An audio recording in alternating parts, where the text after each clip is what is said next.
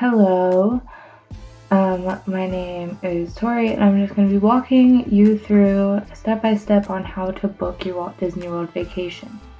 I will say, in case you cannot tell, this little important notice here is that the COVID-19 still exists right now in today's world. It is currently October 6th of 2020, and it still exists. So this planning process may look a little different, such as the dining plan will not be an option. And I will tell you, not all of the hotels are currently offered. So if it looks a little skim, or those low price options that you were looking forward to booking aren't there, that is because COVID has caused them to not reopen yet, but we hope to see them open in the near future. So if you are booking a trip for 2021, as I will be doing here today, and want to maybe wait out a little bit longer to go ahead and book it, I would do so, just in case if they do decide to re-offer those dining plan options and those other hotel options, just so that way you can have the true trip that you really wanted. I already have my information kind of put in here. So first you're just going to want to pull up the Walt Disney World website, obviously. And what should pop up is this little build your vacation little thing. Usually this notice isn't here, obviously. It will be up a little bit farther, but this should just be how it is. You're going to go and select your dates, and you're just going to do that by clicking on that little calendar. So as you can see, you can book before my selected dates, obviously, but I'm just going to go and do for June 1st to June 5th. I will say that this is your checkout date, so you will not be spending the night here at the Disney Resort on the 5th. You will have to check out by noon on the last day that you pick. Then you're just going to pick how many people are in your party. If you do put in let's just say one child, you're going to have to put in the child's age, and you just do that by clicking on it. Then here's where if you already know what hotel you want to do, or what basis line of a hotel you want to do, you can go and select that here, and it will just save you from having to go through all of the hotels. But I'm just going to select all resort hotels for now. If you need an accessible room, you can just click that little check mark, and that will pull up everything. So then you're just going to press the green button to go and view the rates, and that's the way you're going to really start this planning process. Alright, so as this continues to pull up, as you can see, this is the Explore the Resort Hotels. Here you can sort it from price low to high, the name, the location, and then Disney picks, which obviously their Disney Art of Animation is going to be at the top here because they love that resort. And if you need to change anything, you can do that here too. So as you can see, just scrolling through, at the resorts, it will tell you where it's at in the whole resort area type thing. This is going to be near Magic Kingdom. This is going to be near Animal Kingdom.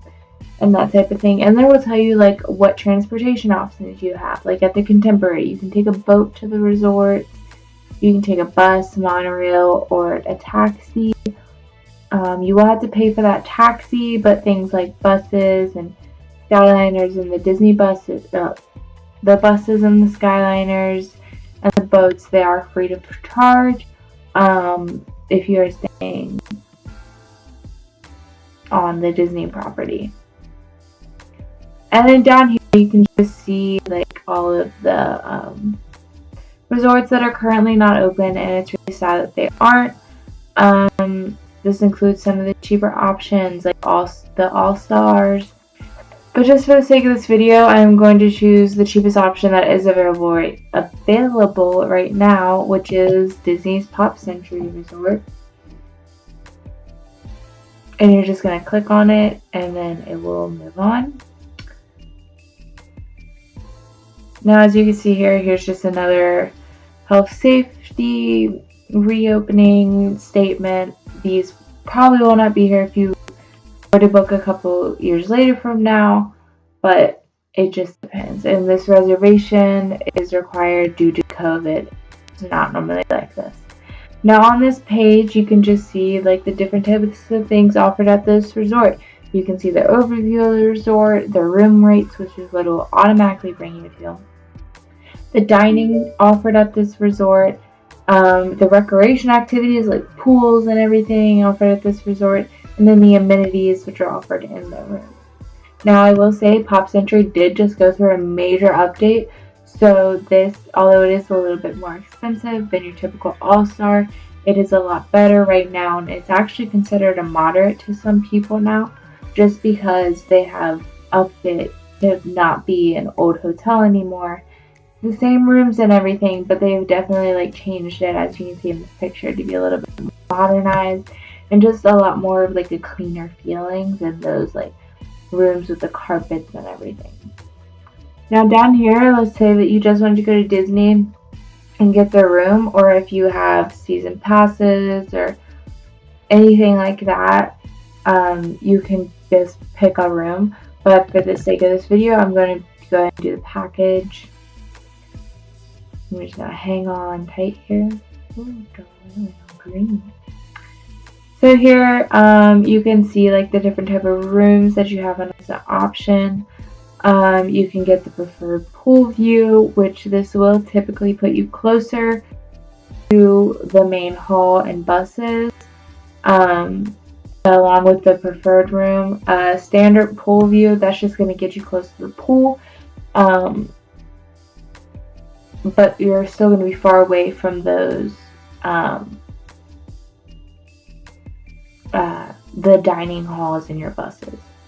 And then the standard room is literally just going to be a random room that they pick for you, and you're not really going to have any views or anything like that. So if a view matters to you, I maybe wouldn't say in the cheapest hotel offered, but it's completely up to you.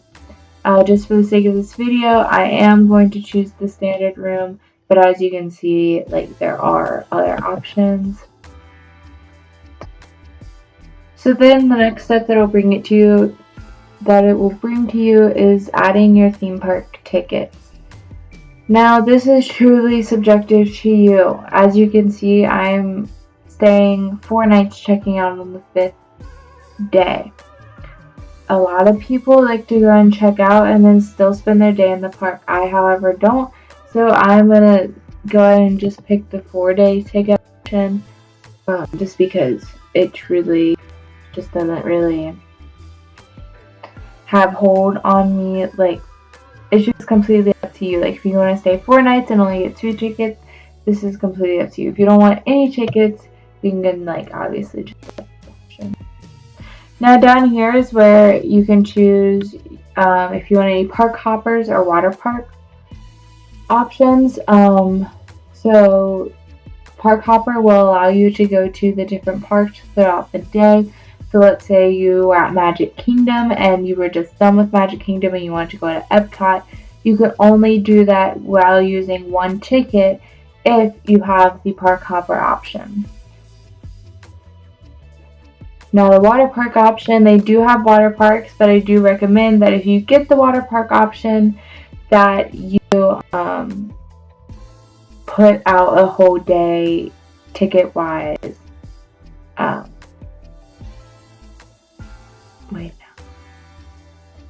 But if you do get the water park option, keep in mind that you might want to extend your trip by 1 day or so, just so that way you have time for that water park and still enjoy the other parts, because I guarantee you, you will not have time to go to the park and then go to the water park that same day, or even just the energy to do it.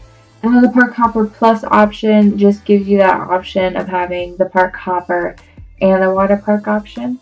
I'm not going to pick any of these, but we're going to continue. So then it will take you to your cart. I like the Disney cards because it's fairly easy to see what all you can add on next.